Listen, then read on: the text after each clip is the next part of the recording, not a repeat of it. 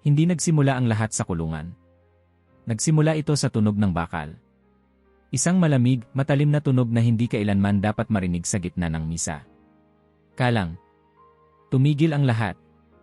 Ang kampana ng simbahan ay kakatapos lang tumunog para sa konsagrasyon. Nakatayo si Padre Leandro Campos sa harap ng altar, hawak ang ostya, nakatingin sa dagat ng halos 400 mukha na tahimik na nakatuon sa kanya. Sanay siya sa katahimikang iyon. Sanay siyang sundan ng mga mata. Sanay siyang pakinggan. Ngunit ngayon, iba ang katahimikan. May 4 na lalaking nakauniporme ang pumasok sa pangunahing pinto ng simbahan ng San Jose. Hindi sila nagmadali. Hindi rin sila nag-atubili. Diretso silang naglakad sa gitnang pasilyo, habang ang tunog ng kanilang sapatos sa marmol ay umuukit ng kaba sa dibdib ng bawat nakarinig. May isang bata sa chore ang huminto sa pagkanta. "Nanay," bulong niya, nanginginig ang boses. Bago tayo magsimula, mag-like at mag-subscribe dahil may mga bagay dito na kailangan mong malaman bago ang sinuman. Hindi na ibaba ni Padre Leandro ang tingin niya sa ostya. Parang hindi gumagana ang katawan niya. Parang may humawak sa kanya sa lugar. Ang unang pumasok sa isip niya ay isang kakaibang tanong, bakit ngayon? Lumapit ang isang pulis. "Padre Leandro Campos," tanong nito, formal, walang emosyon. Tumango si Leandro. "Ako yon. May warrant po kami para sa inyong pag-aresto." Parang may humigop ng hangin sa loob ng simbahan. Isang matinis na iyak ang pumunit sa katahimikan. Si Donna Guria, nakaupo sa unahang bangko, ay napahawak sa dibdib at bumagsak paharap. "Diyos ko," sigaw ng isang babae. May kumilos sa likod. May nagdasal. May nagmura. "Anong sinasabi ninyo?" tanong ni Leandro, mahina ngunit malinaw. "May misa." "Padre," putol ng pulis, "inaakusahan po kayo ng paglustay ng 850,000 real mula sa pondo ng reformasyon ng parokya." Ang ostya ay muntik nang mahulog sa kanyang kamay. Parang may bumagsak na pader sa loob ng ulo niya. Hindi niya agad naintindihan ang mga salita. "Paglustay?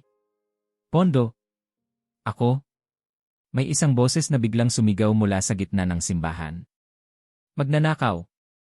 Lumingon si Leandro. Si Marcos Andrade.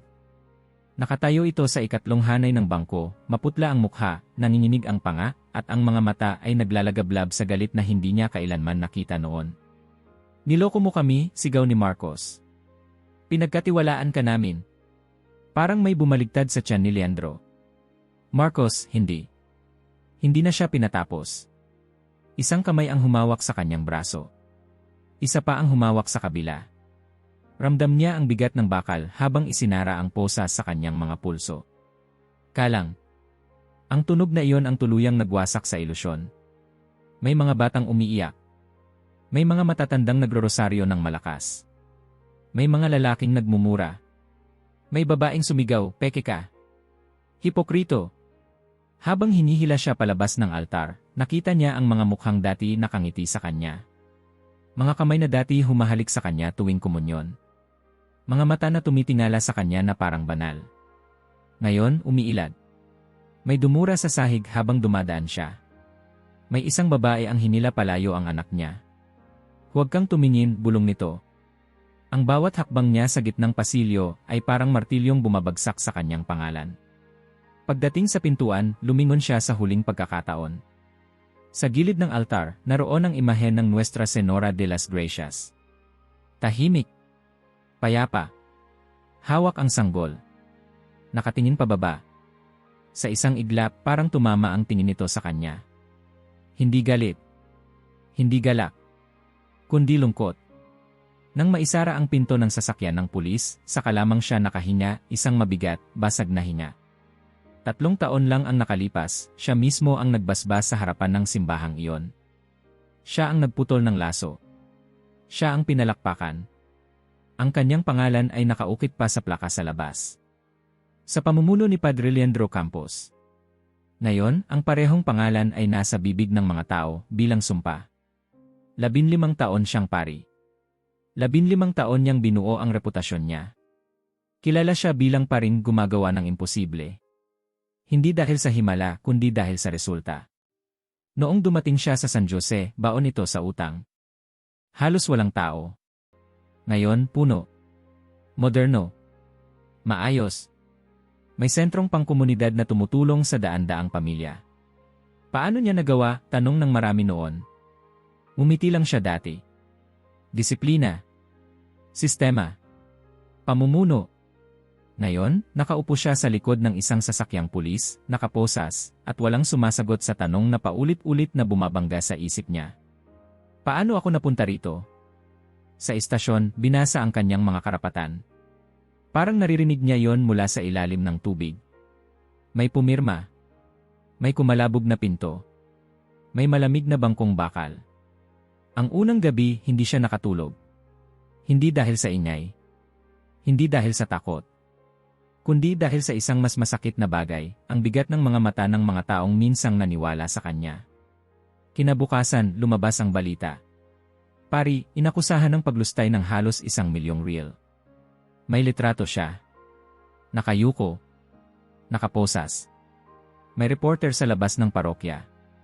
May mikropono. May tanong na paulit-ulit. Padre, totoo ba ito? Paano ninyo nagawa? Nasaan ang pera? Walang nakikinig sa sagot. Sa loob ng ilang oras, gumuho ang isang buhay na binuo sa loob ng 15 taon. At habang nakaupo si Leandro sa malamig na selda, may isang bagay na hindi pa niya alam. Hindi pa ito ang ilalim. Ang tunay na pagbagsak ay magsisimula lamang kapag nawala na ang lahat, hindi lang ang kalayaan niya, kundi ang imaheng matagal niyang pinanghawakan tungkol sa sarili niya. At sa sandaling iyon, habang nakatitig siya sa pader na kulay abo, may tanong na unti-unting bumubulong sa loob niya, mas mabigat kaysa sa mga posas. Kung wala na akong titulo, wala na akong altar, wala na akong paghanga, sino ako? At mas mahalaga pa, ano ang matutuklasan ko kapag wala na akong matatakbuhan? Hindi palaging ganito si Leandro. Bago ang mga posas. Bago ang mga headline. Bago ang mga matang puno ng galit at pagkadismaya. May panahon na ang pangalan ni Padre Leandro Campos ay binibigkas ng may paghanga. At ang totoo, pinaghirapan niya yon. Bumalik tayo ilang taon bago ang araw ng kanyang pag-aresto. Noong unang dumating si Leandro sa parokya ng San Jose, ang simbahan ay halos walang laman. 30 tao kung linggo, 50 kung may espesyal na okasyon. Ang bubong ay may tagas. Ang mga bangko ay luma at basag. May utang ang parokya na walang malinaw na plano kung paano babayaran. Sa unang pulong ng konseho, tahimik lang siyang nakinig. May nagreklamo. May nagbuntong hininga. May nagsabing ganito na lang talaga. Si Leandro ang unang tumayo. Hindi, sabi niya, mahinahon pero matatag. Hindi kailangang manatiling ganito. Nagkatinginan ang mga tao. Kailangan natin ng plano, dagdag niya. Konkretong plano. Hindi lang dasal. Hindi lang mabuting intensyon. May ilang kumunot ang noo. Pero may ilan ding tumango. At doon nagsimula ang reputasyon niya. Sa loob ng 6 na buwan, inayos niya ang mga talaan. Nilinis ang mga gastos. Naglatag ng malinaw na sistema ng donasyon. Inayos ang schedule ng mga misa. Pinabilis. Pinatama. Pinaganda. Ang simbahan ay hindi kaaway ng organisasyon, madalas niyang sabihin. Kung gusto nating tumulong, kailangan muna nating tumayo ng maayos. Unti-unting dumami ang tao. 1 taon. 2 taon. 3. Napuno ang mga bangko. Dumami ang voluntaryo. Dumating ang pondo. Ang parokyang dating halos sarado ay naging modelo sa diocese. Ang galing ng pari ninyo, sabi ng isang bisita minsan. Ngumiti si Leandro. Sanay na siya sa papuri. At sa tabi niya, halos palaging naroon si Marcos Andrade. Tahimik. Maayos. Laging may dalang folder. Padre, sabi ni Marcos sa isang pulong, naayos ko na po ang mga balanse. Kung itutuloy natin ang plano ninyo, kaya nating simulan ang reformasyon sa loob ng 6 na buwan. Magaling si Marcos. Eksakto. Maaasahan. At dahil doon, pinagkatiwalaan siya ni Leandro ng lubos. Habang si Leandro ang mukha ng parokya, si Marcos ang likod nito. Ang gumagalaw sa mga numero. Ang nagtitiyak na ang mga pangarap ay may pondo. Magandang tandem kayo, sabi ng isang miyembro ng konseho minsan. Tumango si Leandro. Ganun dapat. Walang lugar ang kalat. Sa mga pulong ng diocese, nagsimulang mapansin si Leandro. Paano ninyo nagawa? Tanong ng isang mas batang pari. Nagset lang ako ng pamantayan, sagot niya. Hindi lahat kailangang maging magulo. Unti-unting nagbago ang tono niya. Hindi niya namamalayan. Kapag may matandang pari na mabagal magmisa, napapailing siya. Hindi propesyonal, bulong niya minsan sa isang kasamahan. Kaya umaalis ang mga tao. Kapag may seminarista na nagkamali sa ritual, hindi niya pinalalagpas. Kung hindi mo kayang maglakad ng maayos sa prosesyon, sabi niya sa isa, sa harap ng iba, paano ka magsisilbi sa altar? Umalis ang binata na luhaan. Hindi iyon napansin ni Leandro. Sa isip niya, ginagawa lang niya ang tama. Sa bahay ng kanyang ina, si Donna Edith, iba ang usapan. Tahimik ang bahay. May amoy ng kape at lumang kahoy. Nakatayo ang maliit na altar sa sulok, puno ng rosaryo at kandila. Anak, sabi ni Donna Edith isang hapon habang nagluluto, kumusta ka talaga? Mabuti, ma, sagot ni Leandro, abala sa cellphone. Maayos ang lahat. Lumalaki ang parokya. Tumigil si Donna Edith sa paghahalo. Tumingin sa kanya. Hindi ko tinatanong ang parokya, sabi niya. Ikaw. Napakunot ang noo ni Leandro. Ano bang ibig mong sabihin? Umupo ang ina sa harap niya. Parang lagi kang pagod. Parang lagi kang galit. Hindi siya sumagot. Iniiwan mo na ba ang Diyos sa likod ng mga numero? Tanong ng ina, mahinahon pero direkta. Napabuntong hininga si Leandro. Ma, hindi mo naiintindihan. Iba na ang panahon ngayon. Kailangan ng simbahan ng mga taong marunong magpatakbo. Ngumiti si Donna Edith, malungkot. Si Jesus ay naghugas ng paa, anak. Hindi siya nagpresent ng ulat. Hindi niya sinagot iyon. Sa isang hapunan ng pamilya, naroon din si Gilio, ang kapatid niyang doktor. Balita ko, sikat ka na sa diocese, biro ni Gilio. Hindi sikat, sagot ni Leandro. Epektibo. Tumawa si Gilio. Iyan na ang kinatatakutan ko. Tumingin si Leandro. Ano? Na mas mahal mo na ang resulta kaysa sa tao, sabi ni Gilio. Kailan ka huling umupo at talagang nakinig sa isang tao nang hindi nag-isip ng susunod na proyekto? Uminit ang dibdib ni Leandro. Kung walang proyekto, walang tutulong, Gilio. Kung walang puso, sagot ng kapatid, walang saysayang tulong. Hindi sila nagkasundo. Sa parokya, naramdaman ni Marcos ang pagbabago. Noong una, magalang si Leandro. Nakikinig. Nagtatanong. Ngunit nang magmungkahi si Marcos isang araw sa pulong, nag-iba ang ihip ng hangin. Padre, sabi niya, maingat, may ilang mahihirap na nahihiyang lumapit. Pakiramdam nila mas binibigyan niyo ng pansin ang mga malalaking donor. Tumahimik ang silid. Dahan-dahang tumingin si Leandro sa kanya. Iyan ba ang obserbasyon mo? Opo, sagot ni Marcos. Gusto ko lang. Marcos, putol ni Leandro, malamig ang tinig, baka nalilito ka sa pagitan ng pagiging bukas at pagiging magulo. May ilang napangiti, pilit. Kung may nahihiya, dagdag niya, baka kailangan nilang mag-adjust. Hindi natin pwedeng ibaba ang pamantayan para lang maging komportable ang lahat. Hindi na nagsalita si Marcos. Simula noon, nagbago ang lahat. Mas maikli ang sagot ni Leandro. Mas madalas ang puna. Mas bihira ang papuri. Pwede pang ayusin ito, sabi niya sa bawat ulat. Mas mabagal ka ngayon, minsan niyang sinabi. Unti-unting nanahimik si Marcos. At si Leandro, abala sa tagumpay, ay hindi nakapansin. Hindi niya nakita ang sugat na unti-unting lumalalim. Hindi niya narinig ang galit na tahimik na naipon. Sa isip niya, gumagana ang lahat. Mas marami ang tao. Mas maganda ang gusali. Mas mataas ang reputasyon. Kaya bakit pa siya hihinto? Ang hindi niya alam, ang parehong paraan na nag-angat sa kanya ay siya ring unti-unting bumabasag sa pundasyon sa ilalim ng kanyang mga paa. At habang mas tumitigas siya, mas lumalapit ang sandaling magtatanong ang mundo. Kung ganito siya kahusay, bakit bigla na lang guguho ang lahat?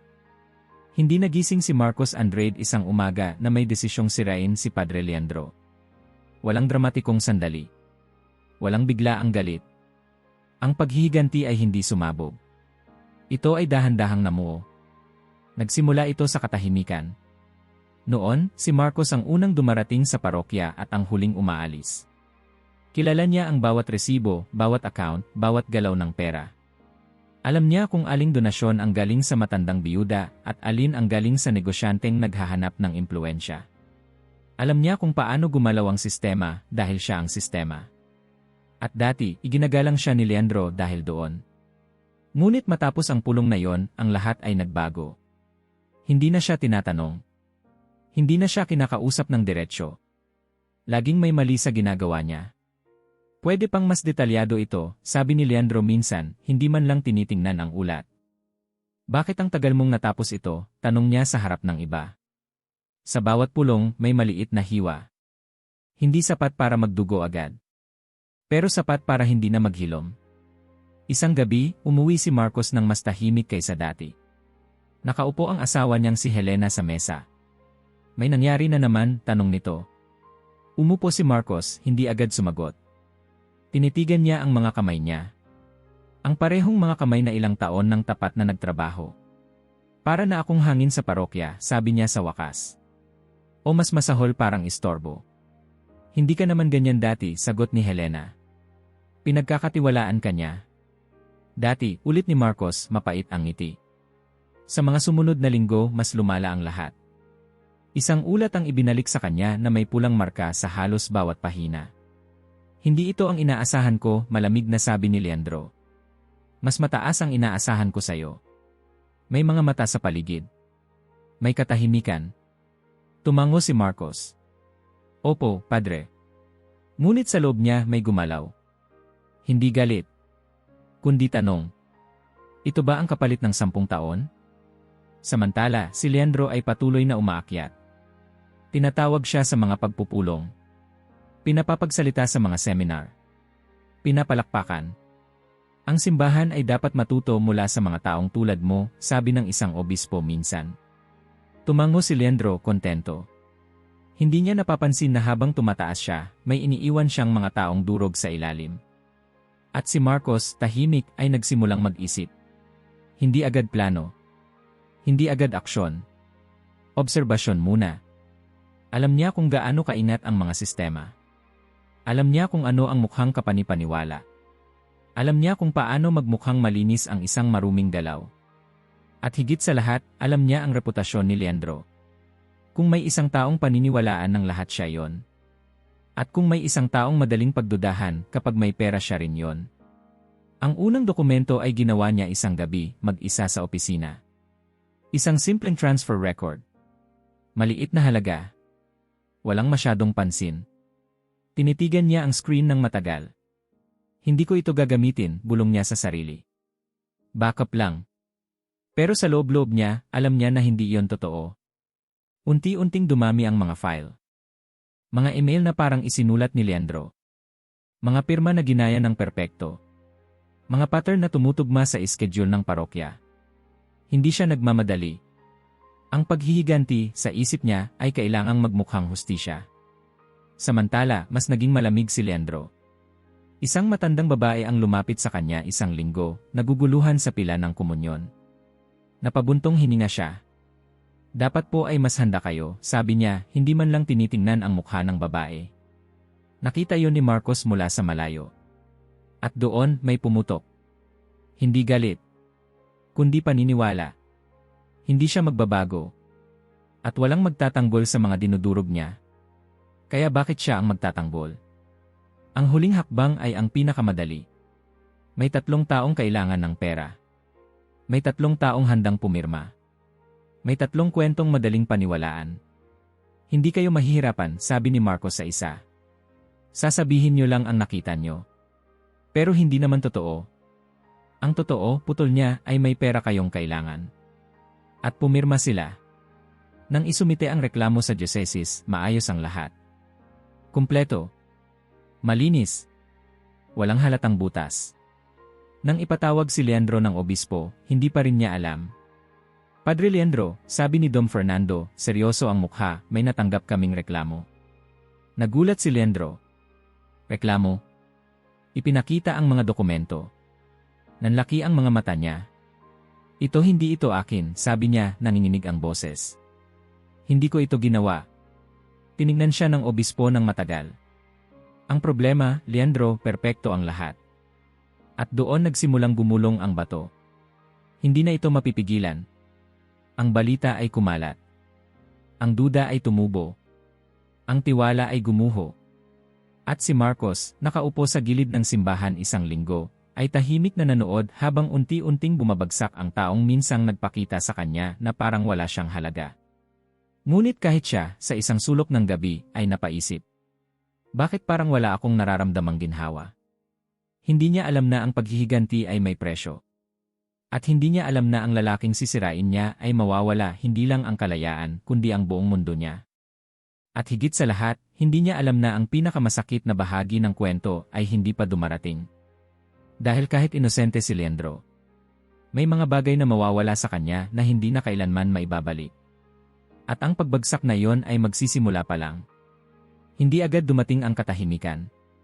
Una, ingay. Mga sigaw. Mga pintong bakal na nagsasara.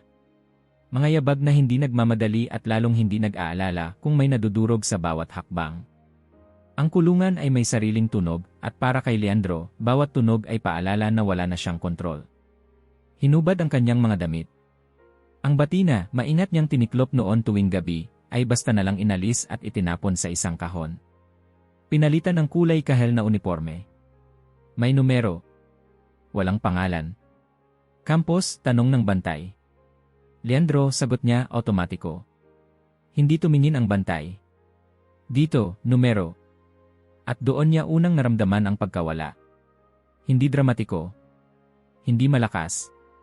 Parang unti-unting hinigop ang hangin sa loob ng dibdib niya. Sa selda, may kama na bakal, manipis na kutson na may mansa, at pader na may lamat. Amoy pawis, lumang sabon, at isang uri ng lungkot na hindi mailarawan. Umupo siya sa gilid ng kama at sinubukang huminga ng malalim. Panginoon, bulong niya, automatiko, gaya ng libo-libong beses na niyang ginawa sa altar. Walang dumating. Walang ginhawa. Walang init.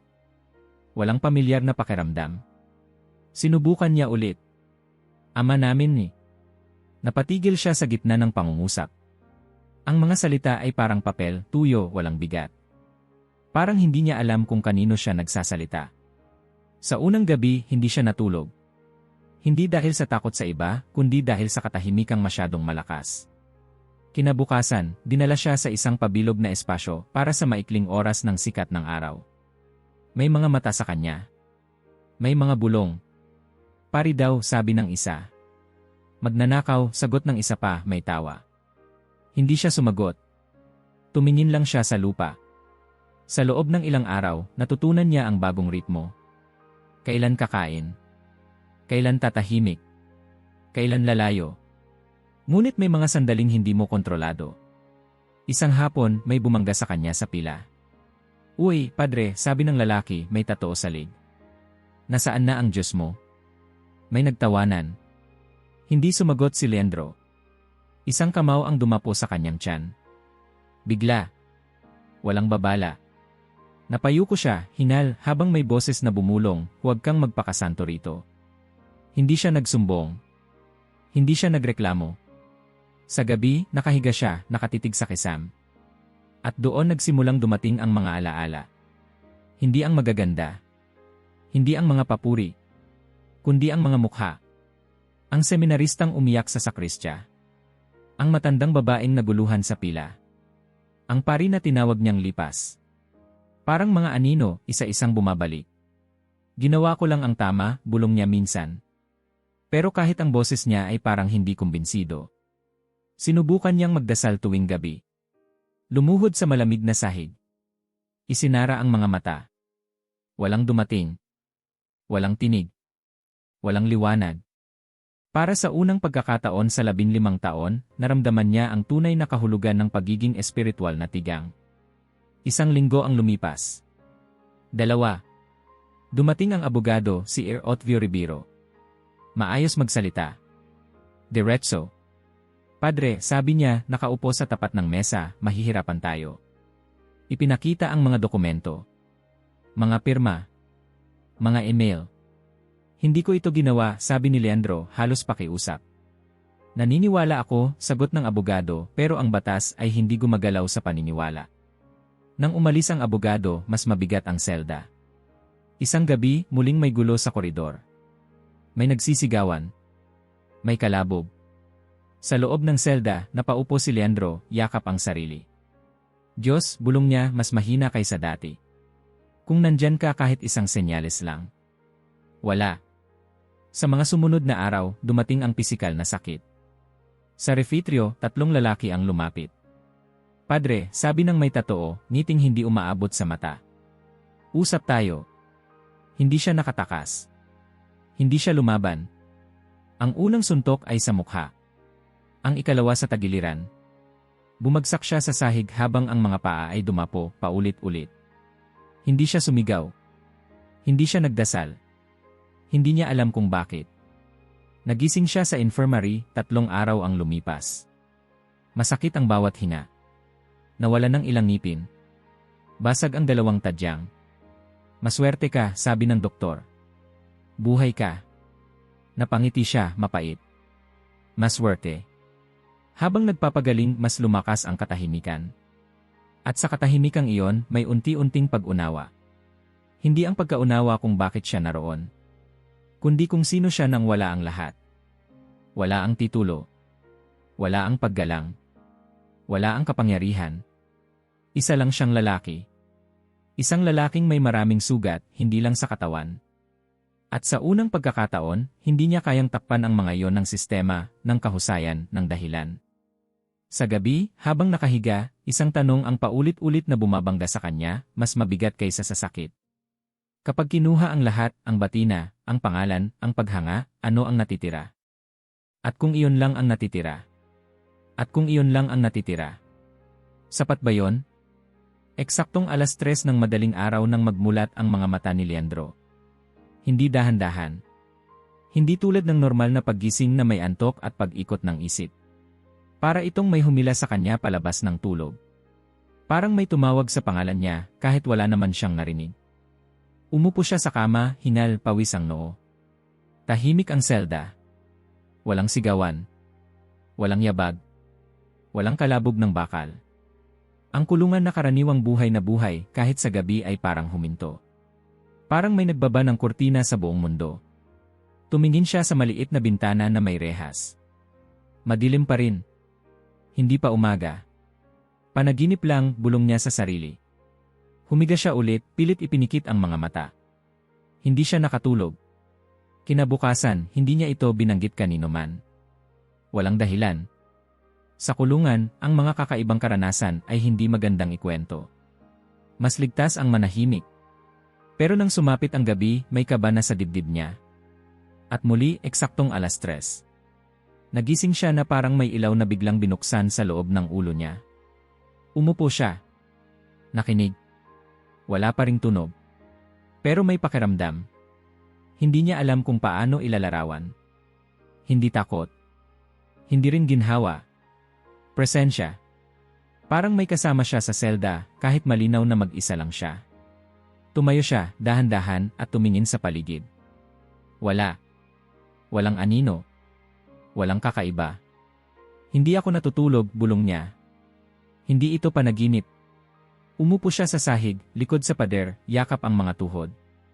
At doon, sa gitna ng katahimikan, may sumagi sa isip niya na matagal nang hindi niya hinaharap. Hindi tanong tungkol sa kaso. Hindi tungkol sa hustisya. Kundi alaala. Nakita niya ang mukha ng seminaristang minsan niyang pinahiya. Narinig niya ang sarili niyang boses, malamig, matalim. Kung hindi mo kaya ang simpleng bagay, umalis ka. Naalala niya ang matandang babae sa pila ng komunyon. Ang pag-irap niya. Ang pagbuntong hininga. Naalala niya si Marcos sa pulong, ang tinig na puno ng pag-aalinlangan, at ang sarili niyang sagot na puno ng paghamak. Hindi ito ang lugar para sa kahinaan. Napapikit si Leandro. Tumigil ka, bulong niya sa sarili. Pero hindi tumigil ang mga alaala. Parang may humuhubad sa kanya, piraso-piraso, ng mga dahilan na matagal niyang ginagamit para protektahan ang sarili. Ginawa ko lang ang tama. Kailangan ng disiplina. Para sa ikabubuti ng simbahan. Bigla niyang napansin ang isang bagay na hindi niya kailanman inamin. Wala ni isa sa mga alaala ang tungkol sa pag-ibig. Puro control. Puro resulta. Puro takot na mawala ang kanyang itinayong imahe. At sa sandaling iyon, eksaktong 3:30, may luhang tumulo sa kanyang pisngi. Hindi niya pinunasan. Hindi niya alam kung kanino siya umiiyak. Kinabukasan, pagod siya. Mabigat ang katawan. Pero may kakaibang pakiramdam na parang may naiwang tanong sa hangin. Nang sumapit ang gabi, hindi na siya humiga agad. Umupo siya sa kama, hinihintay. Eksaktong 3:00. Muli ang biglang paggising. Muli ang katahimikan. Ngunit ngayon may ibang kasama. Isang boses sa loob niya. Hindi malakas. Hindi rin malinaw. Isang tanong lang. Sino ka kapag wala nang humahanga sa'yo? Napasinghap siya. Sinubukan niyang sagutin. Pari ako, bulong niya. Pero parang hindi iyon sapat. Lingkod ako ng Diyos, dagdag niya. Tahimik pa rin ang gabi. At doon niya naunawaan na hindi siya hinihinga ng titulo, kundi ng katotohanan. Lumuhod siya sa sahig. Ang malamig na semento ay tumama sa kanyang mga tuhod. Dati, tuwing lumuluhod siya sa simbahan, may ritmo. May porma. May dignidad. Ngayon, wala. Hindi ko alam kung paano magsimula, sabi niya sa dilim. Kung nandyan ka man, hindi ko na alam ang mga tamang salita. Huminga siya ng malalim. At siguro iyon ang problema. Tumahimik siya sandali, parang naghahanap ng lakas. Ginawa kong propesyon ang pananampalataya, patuloy niya, paos ang tinig. Ginawa kong sistema ang Diyos. Ginamit ko ang pangalan mo para patunayan na mas magaling ako kaysa sa iba. Nanginginig ang kanyang mga kamay. Hindi ako naging masama dahil nagnakaw ako, sabi niya. Naging masama ako dahil minamaliit ko ang mga taong ipinagkatiwala mo sa akin. Ang mga salita ay lumalabas na parang matagal nang nakaipon. Hindi ako narito dahil sa isang kasalanan sa papel, dagdag niya. Narito ako dahil sa mga sugat na iniwan ko sa mga tao. Huminto siya. Huminga. Umiyak. Hindi siya humiling ng kalayaan. Hindi niya binanggit ang kaso. Hindi niya ipinagtanggol ang sarili. Sa unang pagkakataon, hindi siya nakikipagtalo sa Diyos. Sumusuko siya. Kung may gusto kang baguhin sa akin, bulong niya, halos hindi marinig, gawin mo na. Huwag mo na akong ibalik sa dati. Nanatili siyang nakaluhod. Hindi niya alam kung gaano katagal. Minuto. Oras. Wala pa ring tinig. Walang liwanag. Walang himala. Pero may nangyari. Parang may nabasag sa loob niya. Hindi bigla. Hindi marahas. Isang pader na matagal nang may bitak, tuluyang gumuho. At sa pagbagsak na yon, may pumasok. Hindi saya. Hindi katiyakan. Kababaan. Isang pag-unawa na hindi siya sentro ng kwento. Bumalik siya sa kama bago mag-umaga. Pagod. Basag. Ngunit may kakaibang gaan sa dibdib. Kinabukasan, iba ang kilos niya. Hindi masaya. Hindi rin malungkot. Tahimik. Nang may isang preso na umupo sa tabi niya sa oras ng pagkain, hindi siya umiwas. Kawawa ka, padre, sabi ng lalaki, pabirong tono. Ngumiti si Leandro, mahina. Nagulat ang lalaki. Akala ko magagalit ka. Yumiling si Leandro. Hindi na. Gabi-gabi, patuloy siyang nagigising sa 3:00. Hindi na siya nagtataka. Minsan, walang laman ang isip niya. Minsan, puro alaala. Minsan, puro katahimikan. Pero palagi may presensya. At palagi may paalala. Hindi ka nababalik sa dati. At sa kauna-unahang pagkakataon sa mahabang panahon, hindi iyon kinatakutan ni Leandro. Pero kahit may nagbago sa loob niya, nananatili ang bakal sa pinto. Nanatili ang numero sa kanyang uniforme. Nanatili ang mga mata na tumitingin sa kanya bilang kriminal. Ang pagbabago ay nagsimula na. Ngunit ang bilangguan ay hindi pa tapos. At hindi pa rin niya alam kung gaano kalalim ang kailangan niyang lakbayin bago tuluyang matapos ang kanyang pagkabasag. Hindi nalaman ni Leandro kung anong araw iyon. Sa bilangguan, nawawala ang mga petsa. Ang oras ay nagiging tunog lang ng kampana at yabag ng bantay. Pero nang tawagin ang numero niya para sa isang hindi inaasahang bisita, may kakaibang pakiramdam sa dibdib niya. May bisita ka, sabi ng bantay, walang emosyon. Hindi dapat. Hindi iyon iskyo. Nabisita na siya ng abogado ilang araw bago iyon. Nabisita na rin siya ng ina niya. Sino pa? Habang naglalakad siya sa makitid na pasilyo papunta sa silid ng bisita, may kaba siyang hindi maipaliwanag. Hindi takot. Hindi pag-asa. Parang may paparating na bagay na hindi niya kontrolado. Pagpasok niya sa silid, may salamin sa gitna, 2 upuan, at isang teleponong kulay abo. Sa kabilang panig ng salamin, may isang babaeng nakaupo, hawak ang bag sa kandungan, nakayuko ang ulo. Sandali bago siya nakilala ni Leandro ang mukha. At nang makilala niya, parang may gumalaw sa loob niya. Josefa, bulong niya, halos hindi marinig. Ang babaeng dati niyang dinaanan araw-araw nang hindi tinitingnan. Ang babaeng nililinis ang sahig ng parokya habang abala siya sa mga pulong. Ang babaeng alam lang niya ang pangalan dahil nasa listahan ng mga empleyado. Umangat ang ulo ni Josefa. Namumugto ang mga mata. Maputla ang mukha. Parang ilang gabi nang hindi natutulog. Kinuha niya ang telepono gamit ang nanginginig na kamay. Padre Leandro, sabi niya, mahina ang boses. Kailangan ko pong magsabi ng isang bagay. Umupo si Leandro, dahan-dahan. Kinuha rin niya ang telepono. Josefa, anong ginagawa mo rito? Tanong niya. Huminga ng malalim si Josefa, parang nag-ipon ng lakas. Hindi ko po alam kung maniniwala kayo, sabi niya, pero hindi ko na kayang manahimik. Tumango si Leandro. Makikinig ako. Napapikit sandali si Josefa. 3 gabi na po, simula niya, na nagigising ako eksaktong 3:00 ng madaling araw. Napatigil ang paghinga ni Leandro. Sa unang gabi, patuloy niya, akala ko panaginip lang. May isang babae po sa silid ko. Nakaasul na balabal. Hindi po siya galit. Malungkot siya. Napahigpit ang hawak ni Leandro sa telepono. May sinabi po siya, dagdag ni Josefa. Sabi niya, pumunta ka sa computer ni Marcos. Nandoon ang katotohanan. Nanlaki ang mga mata ni Leandro. Marcos. Tumango si Josefa. Natakot po ako. Sabi ko sa sarili ko, baliw lang ako. Pero kinabukasan, nangyari ulit. Parehong oras. Parehong babae. Parehong mga salita. Napahawak si Leandro sa noo. At sa 3 gabi, sabi ni Josefa, umiiyak na, mas malinaw siya. Tumingin siya sa akin at sinabi, ang pari ay nagdurusa ng hindi makatarungan. Kailangan mo siyang tulungan. Tahimik ang silid. Padre, bulong ni Josefa, natakot po ako kay Marcos. Simula nang kayo'y maaresto, iba na po siya. Galit. Mainit ang ulo. Pero paano ko po tatanggihan yon? Nilunok ni Leandro ang laway niya.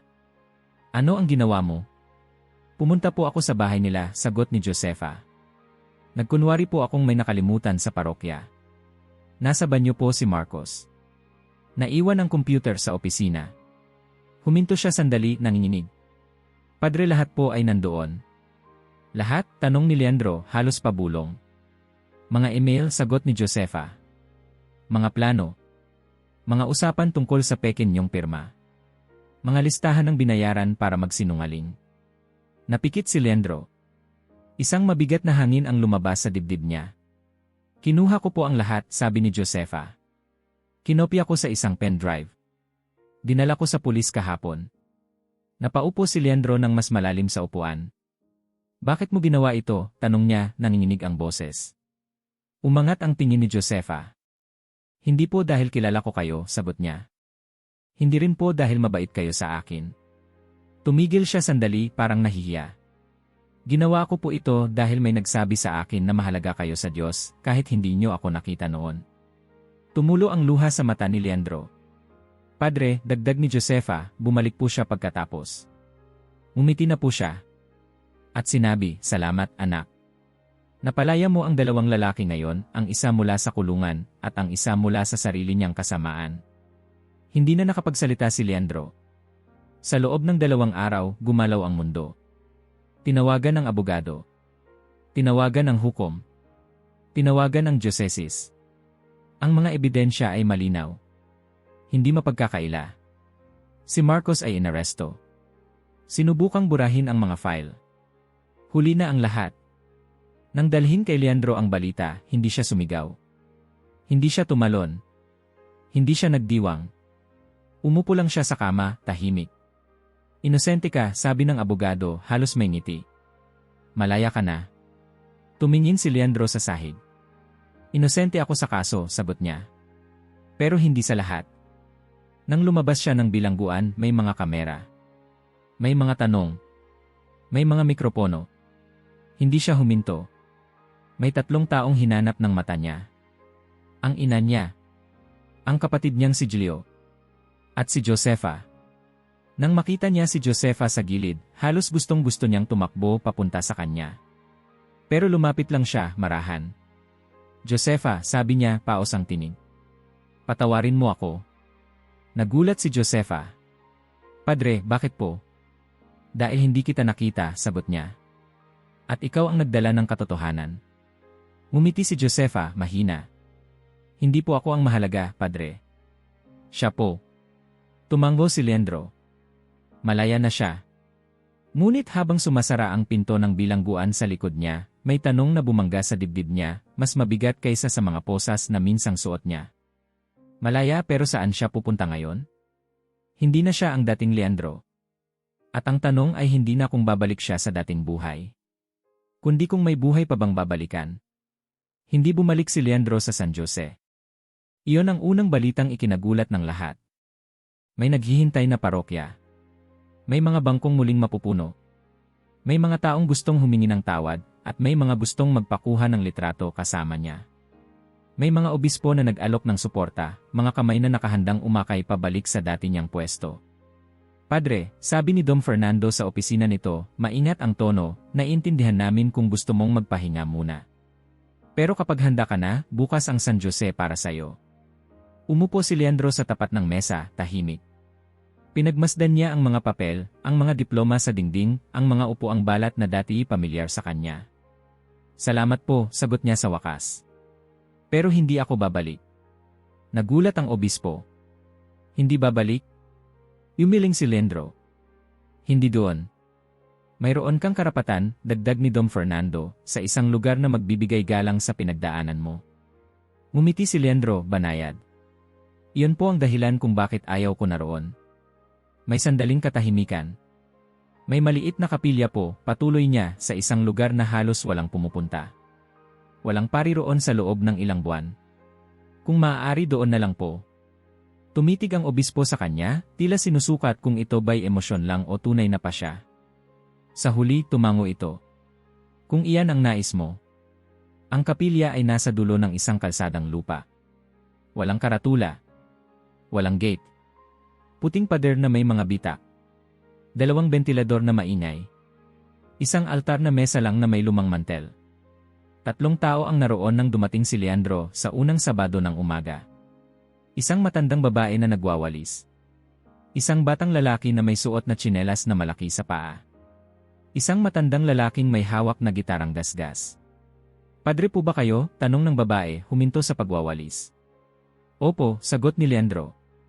Leandro po ang pangalan ko. Ngumiti ang babae. Ako po si Donna Concio. Ito po si Paulinho, apo ko. At yan po si Sue Manuel. Tumango si Leandro sa dalawa.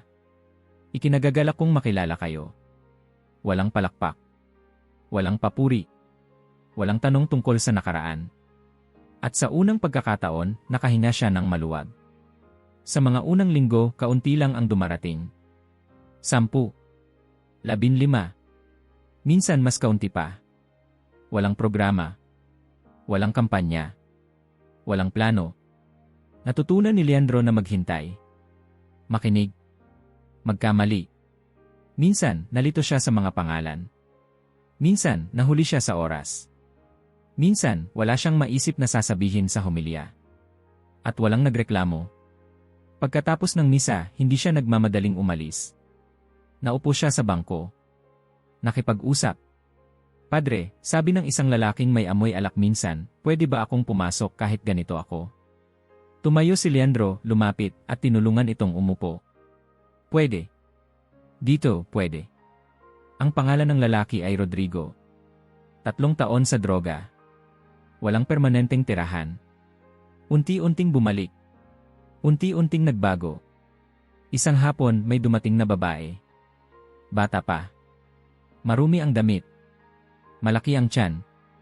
Umupo siya sa pinakadulo, halos hindi humihinga. Lumapit si Leandro. Kumusta? Hindi ko alam kung tama ang lugar na ito, sagot ng babae, halos pabulong.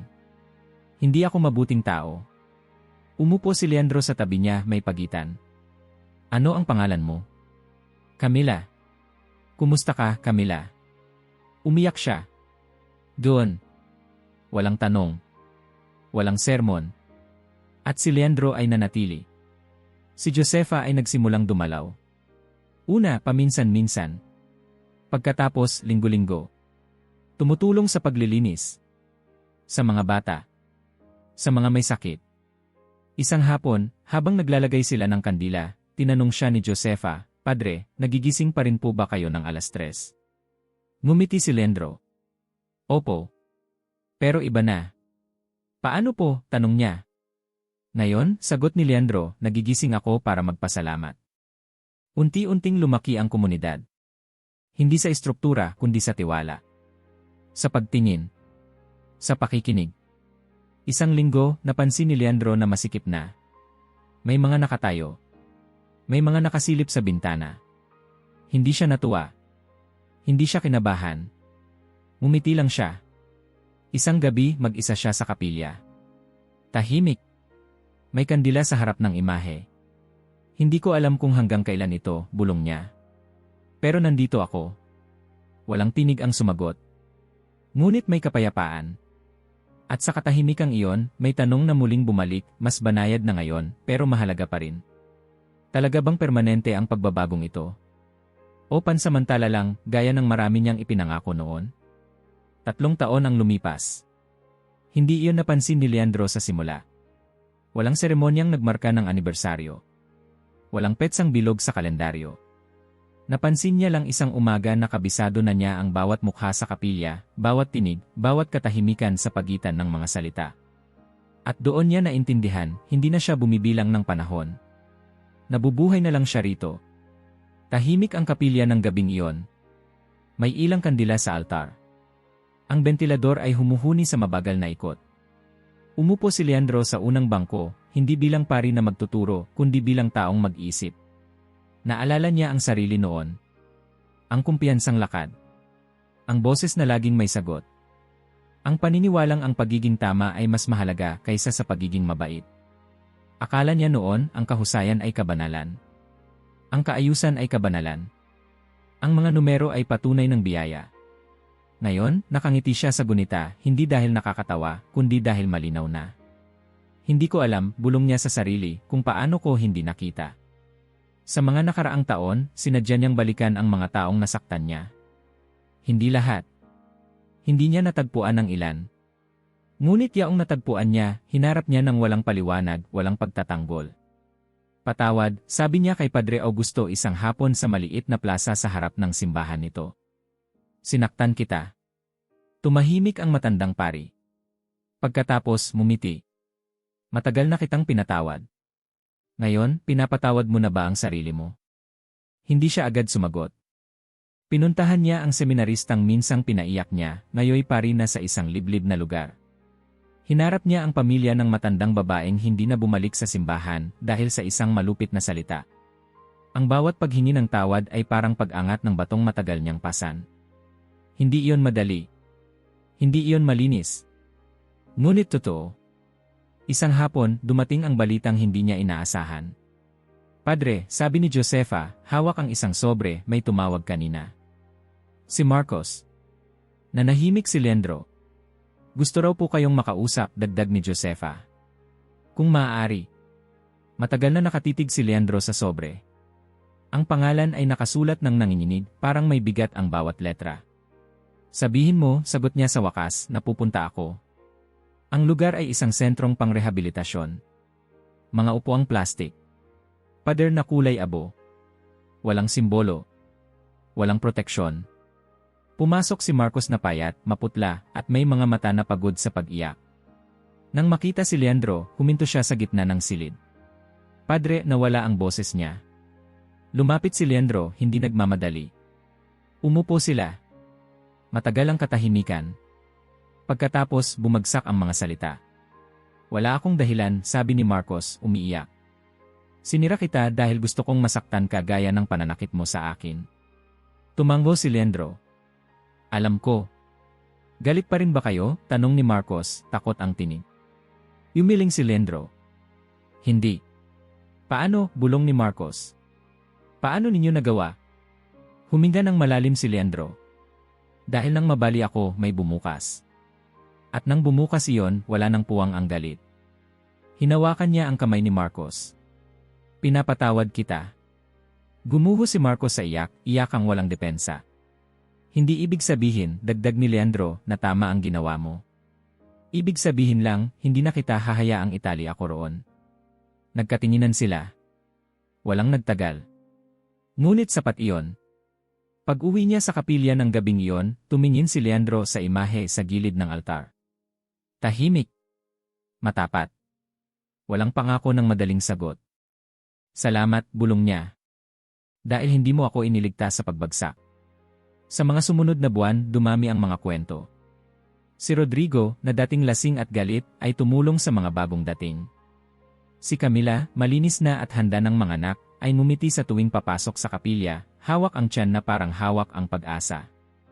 Si Josefa, laging nasa likod, laging naroon, ay nagturo sa mga bata ng dasal, hindi bilang aral, kundi bilang paghinga.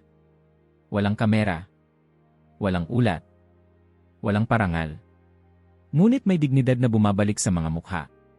Isang linggo, napansin ni Leandro ang ina niya, si Donna Edite, nakaupo sa ikalawang hanay, may tungkod, ngunit maliwanag ang mga mata. Anak, sabi nito pagkatapos ng misa, dito ka nagniningning. Ngumiti si Leandro. Hindi na po sa ilaw, May. Tumango ang ina. Sa liwanag. Sa gabi, 3:00 ng madaling araw, nagising siya gaya ng nakasanayan. Wala nang kanta. Wala nang kakaibang amoy. Tahimik lang. Tumayo siya, nagsindi ng kandila at umupo. Hindi siya humiling ng anuman. Nandyan lang siya. At doon niya naintindihan ang huling aral, may mga dasal na hindi hinihingi ang sagot, kundi ang presensya. Kung minsan, hindi ka inililigtas ng Diyos sa pagkahulog dahil sa ibaba mo matatagpuan ang sarili mong katotohanan. Doon mo makikita kung sino ka kapag wala na ang palakpak. Doon mo malalaman kung ano ang kaya mong ibigay kapag wala ka ng maipagmamalaki. Kung minsan, kailangang mabali ang isang tao para maging totoo.